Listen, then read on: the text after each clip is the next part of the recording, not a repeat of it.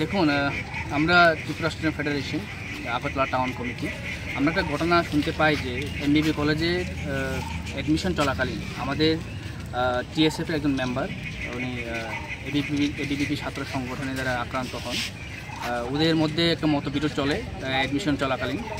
তো ওরা যে সময় প্রিন্সিপাল স্যারের সাথে এই বিষয়ে কথা বলতে যান, তখন ওনাদেরকে বাধা দিয়ে প্রিন্সিপাল স্যারের অফিসের একটু সাইটে নিয়ে ওর উপর আক্রমণ চালায়।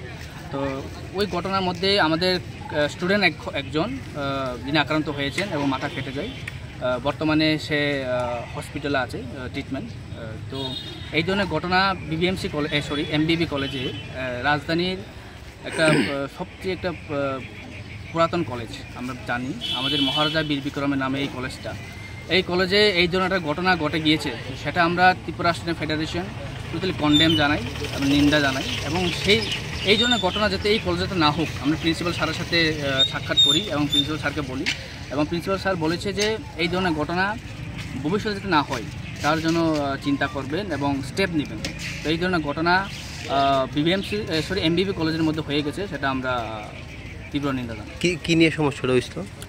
সমস্যাটা কলেজে অ্যাডমিশন চলছে, ছাত্ররা তো সবাই ছাত্রদেরকে সাহায্য করার জন্য আমরা কলেজে পড়াশোনা করি। তো নতুন ছাত্ররা আসে, তো ওরা তো অফিসিয়ালি সব জিনিস জানে না, তো ওদেরকে সাহায্য করতে গিয়ে আই কার্ড ইস্যু নিয়ে, ভলেন্টিয়ার আই কার্ড ইস্যু নিয়ে বলেছে যে আই কার্ড দেওয়া হবে না।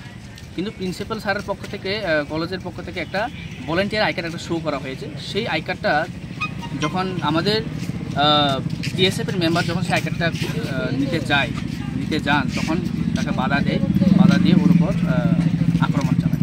কারা করেছে আক্রমণটা? আমরা যা শুনেছি এখানে এসে, আমরা তো স্পটে ছিলাম না, এসে শুনলাম যে এবিভিপি ছাত্র সংগঠন নাকি ওদের উপর আক্রমণ করেছে। আপনার পরিচয়টা? Manish Dev Barma, Agartala town committee vice president.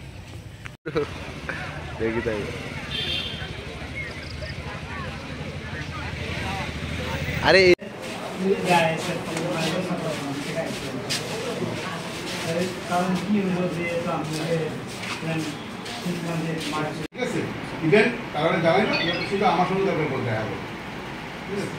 কেউ কারোর গাইড করতে